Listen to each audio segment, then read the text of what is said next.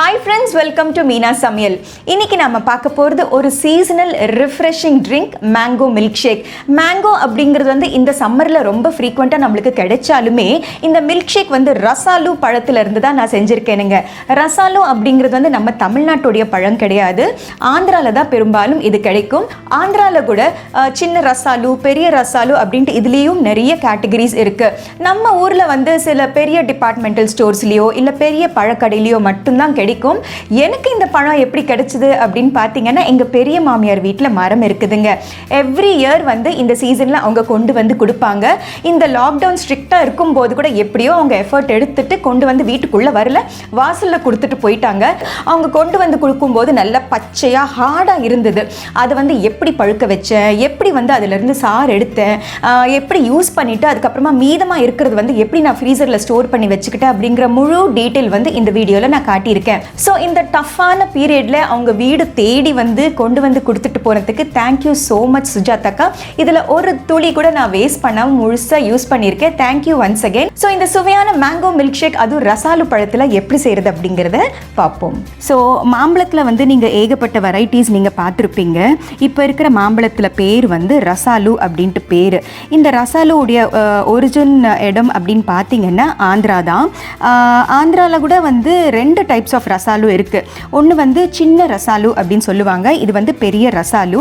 So மாம்பழத்துக்கு கூட வந்து ஒவ்வொரு சீசனுக்கு வந்து ஒவ்வொரு மாம்பழம், அதாவது நம்மளுக்கு வந்து ஏப்ரல்லேருந்து மாம்பழ சீசன் ஸ்டார்ட் ஆகும் இல்லையா, ஏப்ரல்லேருந்து ஒரு மாதிரி ஜூலை வரைக்கும் மாம்பழ சீசன் இருக்கும். ஸோ இதோடைய டைம் அப்படின்னு பார்த்தீங்கன்னா மிட் மேலேருந்து மிட் ஜூன் வரைக்கும் தான் இது வந்து காய்க்கும், நல்லா காய்க்கும். மற்ற மாம்பழத்துக்கும் இதுக்கும் என்ன டிஃப்ரென்ஸ் அப்படின்னு பார்த்தீங்கன்னா, இது வந்து சக்கையாட்டை நம்ம கட் பண்ணிவிட்டு நம்ம வந்து பீசஸாக கட் பண்ண முடியாது. ரசாலு அப்படிங்கிற பேரே வந்து ரசம் அப்படிங்கிறது வந்தது. இது வந்து ஒரு பெரிய பலூனில் வந்து ஜூஸ் ஃபில்அப் பண்ணால் எப்படி இருக்குமோ அந்த மாதிரி இருக்கும். அவங்க கொண்டு வந்து கொடுக்கும்போது நல்ல காயாட்டம், நல்ல பச்சையாக இந்த மாதிரி இருந்தது. ஸோ நான் வந்து ஒரு நியூஸ் பேப்பரில் இந்த மாதிரி ஸ்ப்ரெட் பண்ணிவிட்டு இதுக்கு மேலே இன்னொரு நியூஸ் பேப்பர் கவர் பண்ணி வச்சுட்டேன். ஸோ 1 வீக் ஆகுது நான் இந்த மாதிரி கவர் பண்ணி. சிலது இன்னும் பச்சையாகவே இருக்குது, சிலது வந்து ரைப் ஆகிடுச்சு பாருங்கள். ஸோ இதுக்கு மேலே வந்து ரைப் ஆகாது, அப்படியே அழுகிடும். ஸோ வந்து இதிலேருந்து நம்ம பல்ப் எப்படி எடுக்கிறது அப்படிங்கிறத பார்ப்போம். இந்த ரசாலுவில் வந்து இன்னொரு அட்வான்டேஜ் என்ன அப்படின்னு பார்த்தீங்கன்னா, இந்த பல்ப்பை வந்து எடுத்துட்டு நம்ம எந்த கண்டெய்னரில் போடணுமோ அதில் போட்டு நம்ம வந்து ஃப்ரீஸ் பண்ணியும் வைக்கலாம். நான் சீசன், அதாவது வந்து நம்மளுக்கு ஆகஸ்ட் செப்டம்பருக்கு மேலே மாம்பழம் சுத்தமாக கிடைக்காது இல்லையா, அந்த டைமில் கூட நான் வந்து மாம்பழத்தை நம்ம என்ஜாய் பண்ணணும் அப்படின்னு நினைக்கும் போது நம்ம ஃப்ரோசன் பல்ப் எடுத்து கூட நம்ம யூஸ் பண்ணிக்கலாம். ஸோ இதில் வந்து பல்ப் எப்படி எடுக்கிறது அப்படிங்கிறத இப்போ நம்ம பார்க்கலாம். இப்போ நம்ம ரசாலு மாம்பழம் வந்து எந்த அளவுக்கு பழுத்தாச்சு அப்படிங்கிறத பாருங்கள். சிலது வந்து ஹியர் அண்ட் தேர் வந்து கொஞ்சம் பச்சையாக இருந்தாலுமே ஃபீல் பண்ணி பார்க்கும்போது நல்ல சாஃப்டாக இருக்குது. ஸோ இதிலேருந்து பல்ப் எப்படி எடுக்கிறது அப்படிங்கிறத பார்க்கலாம். நம்ம பல்ப் எடுக்கணும் அப்படின்னு நினைக்கும் போது முதல்ல வந்து நம்ம கத்தியை வைக்கவே கூடாது. இன்ஃபேக்ட் அந்த அவுட்டர் ஸ்கின் வந்து நம்ம பஞ்சர் பண்ணவே கூடாது. இந்த காம்பு இருக்கு இல்லையா, இந்த காம்புலேருந்து தான் நம்ம ஜூஸ் எடுக்க போகிறோம். நம்ம கத்தி வைக்கிறதுக்கு முன்னாடி நம்ம என்ன பண்ணணும்னா, எல்லா பக்கமும் நம்ம தம்பால் லைட்டாக இப்படி சாஃப்ட் பண்ணிக்கணும். அதாவது உள்ளே வந்து ஃபைபர் வந்து ஒரு நெட்வொர்க் மாதிரி இருக்கும். அந்த நெட்வொர்க் தான் அந்த ஜூஸை வந்து நல்லா ஹோல்டு பண்ணும். அந்த நெட்வொர்க்கை வந்து கொஞ்சம் நம்ம லூஸ் பண்ணும்போது அந்த ஃப்ளெஷ்ஷோ இல்லை ஜூஸோ பல்ப்போ வாட் எவர் இட் இஸ், அது வந்து கொஞ்சம் லூசன் ஆகிடும். அதுக்கப்புறமா நம்ம ப்ரெஸ் பண்ணி எடுக்கும்போது ஜூஸ் வந்து நல்லா முழுசாக வந்துடும். பாருங்கள், ஒரு பலூனில் ஜூஸ் போட்ட மாதிரி நான் சொன்னேன் இல்லையா, அதே மாதிரி இருக்குது பாருங்கள். வேறு எந்த மாம்பழ வெரைட்டிலையும் இந்த மாதிரி இருக்காது, ஒன்லி ரசாலுவில் மட்டும்தான் இந்த மாதிரி இருக்கும். அண்ட் இந்த ஸ்டேஜ் விட கொஞ்சம் ஒரு நாள் இல்லை 2 நாள் மாறிடுச்சுன்னா கூட இந்த ஏதாவது ஒரு இடத்துல வந்து ஒரு அழுகி போன மாதிரி ஒரு பேட்ச் டெவலப் ஆகிடும். ஏன்னா இது வந்து வெளியில் நம்மளுக்கு மார்க்கெட்டில் கிடைக்காது. ஒருத்தவங்க வந்து நம்மளுக்கு கொண்டு வந்து கொடுக்கும்போது ஒரு பழம் கூட நான் வேஸ்ட் பண்ணாமல் நல்லபடியாக பல்ப் எடுத்து ஸ்டோர் பண்ணி எடுத்து வச்சுக்குவேன். ஸோ இப்போ பாருங்கள், இப்போது இந்த பழத்துக்கும் வித்தியாசம் பாருங்கள். இது எந்த அளவுக்கு ஃப்ளெஷ் வந்து லூஸ் ஆகிடுச்சு, இது வந்து இன்னும் டஃப்பாக இருக்குது. ஸோ இந்த மாதிரி எல்லா பழமும் வந்து நம்ம லூஸ் பண்ணிக்கணும். பண்ணதுக்கு அப்புறமா ஒரு பெரிய போல் எடுத்துக்கலாம். இப்போது இந்த நுனி இருக்கு இல்லையா, இந்த நுனியை வந்து இப்படி நம்ம கிள்ளி எடுத்துடலாம். பாருங்கள், இப்போது நம்ம ஸ்குவீஸ் பண்ணும்போது பாருங்கள் எப்படி ஜூஸ் வருது.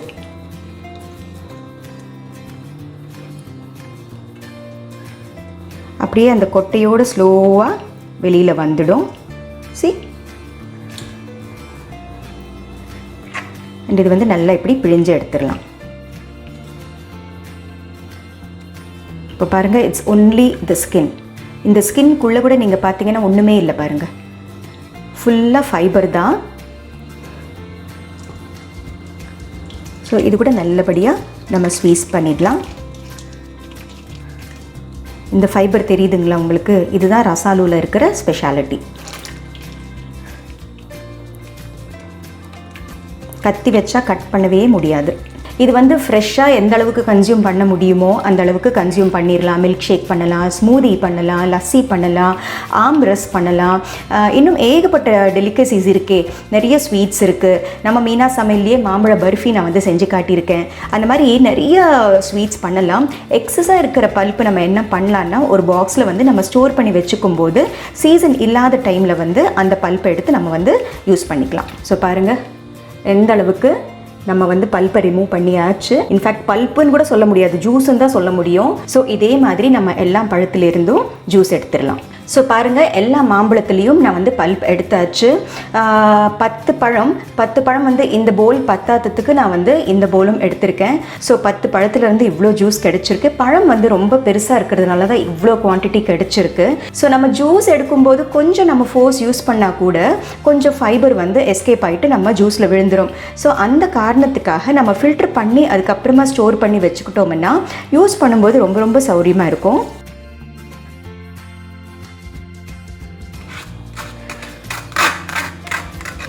பாருங்கள், கொஞ்சமாக ஃபைபர் தான் வந்திருக்கு. இந்த ஃபைபரை வந்து நம்ம டிஸ்கார்ட் பண்ணிடலாம். ஸோ பாருங்கள், எல்லாம் பல்ப்பும் நம்ம வந்து ஃபில்டர் பண்ணி எடுத்தாச்சு. கிட்டத்தட்ட ஒரு திக்கான ஒரு ஜூஸ் அப்படின்னு சொல்லலாம். பல்ப்பை விட ஒரு ஸ்டேஜ் முன்னாடி, அதுக்கப்புறமா ஜூஸ்க்கு விட ஒரு ஸ்டேஜ் அடுத்தது அப்படிங்கிற கன்சிஸ்டன்சியில் இருக்குது. ஸோ இதில் வந்து இப்போ நம்ம வந்து ஒரு மில்க் ஷேக் செய்ய போகிறோம்.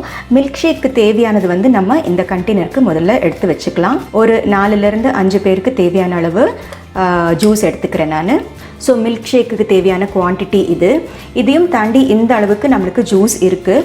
ஸோ இது வந்து நம்மளுக்கு நான் சீசனில் வந்து யூஸ் பண்ணிக்கிறதுக்காக இருக்கட்டும், இல்லை அடுத்த தடவை நம்மளை எதுக்காவது யூஸ் பண்ணிக்கிறதா இருக்கட்டும், நார்மல் கம்பார்ட்மெண்ட்டில் வைக்கும்போது கெட்டு போகிறதுக்கு சான்சஸ் இருக்குது. அதனால வந்து நான் யூஸ்வலாக என்ன பண்ணுவேன்னா, ஃப்ரீசரில் வந்து ஸ்டோர் பண்ணி வச்சுக்குவேன் இந்த மாதிரி கண்டெய்னரில்.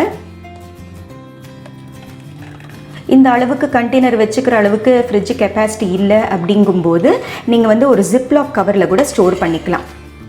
ஸோ இந்த குவான்டிட்டி வந்து நம்ம டீஃப்ராஸ்ட் பண்ணி நம்ம ஒரே வாட்டி இந்த குவான்டிட்டி கன்சியூம் பண்ண முடியல அப்படிங்கும்போது இந்த மாதிரி சின்ன பவுல்ஸில் கூட நம்ம ட்ரான்ஸ்ஃபர் பண்ணிக்கலாம். அதாவது ஒரு 4 பேருக்கு வந்து லஸ்ஸி பண்ணணும் அப்படின்னு நினைக்கும்போது இந்த ஒரு கண்டெய்னர் வந்து அப்படியே நம்ம யூஸ் பண்ணிவிட்டு ஃபினிஷ் பண்ணிடலாம். ஸோ ஃப்ரிட்ஜோட குவான்டிட்டியை பொறுத்து, கெப்பாசிட்டியை பொறுத்து நீங்கள் வந்து கண்டெய்னர்ஸை வந்து டிசைட் பண்ணிக்கோங்க. ஸோ இப்போ எல்லாம் பாக்ஸஸில் பிரித்தாச்சு.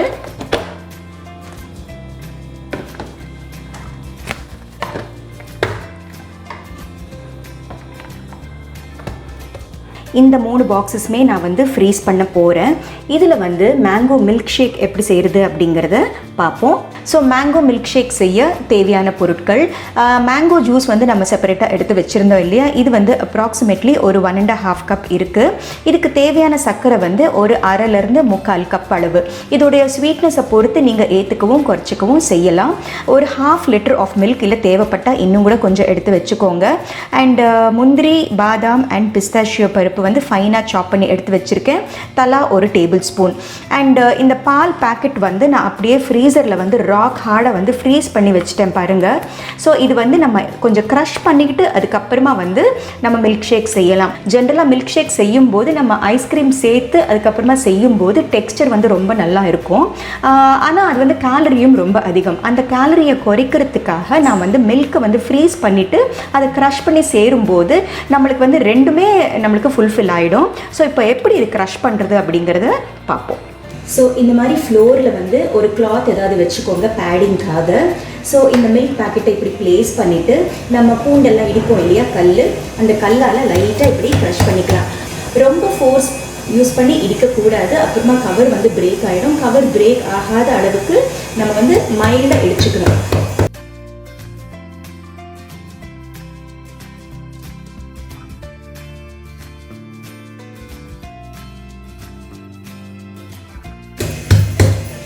ஸோ இப்போ பார்த்தீங்கன்னா நல்லா க்ரஷ் ஆகிடுச்சு பாருங்கள் இப்போ மில்க் பேக்கெட் வந்து எந்த அளவுக்கு சாஃப்ட் ஆகிடுச்சு. ஸோ இப்போ வந்து இது கட் பண்ணி நம்ம மிக்ஸி ஜாரில் சேர்த்துக்கலாம்.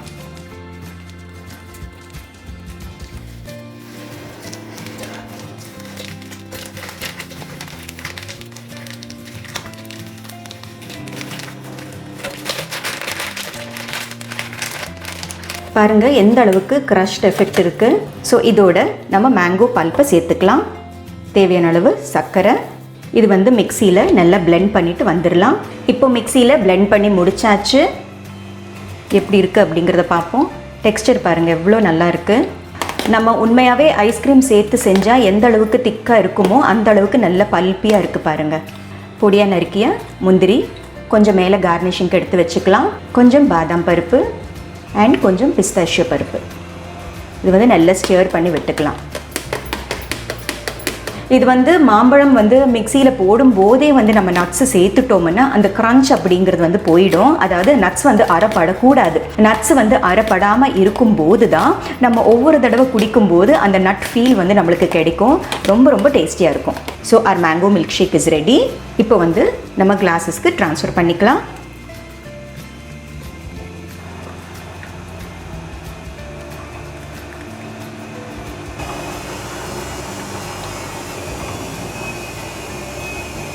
மேலே கார்னிஷிங்க்கு கொஞ்சம் முந்திரி, பாதாம் பருப்பு, ஃபைனலி பிஸ்தா பருப்பு. ஸோ நம்ம simple and easy mango milk shake is ready.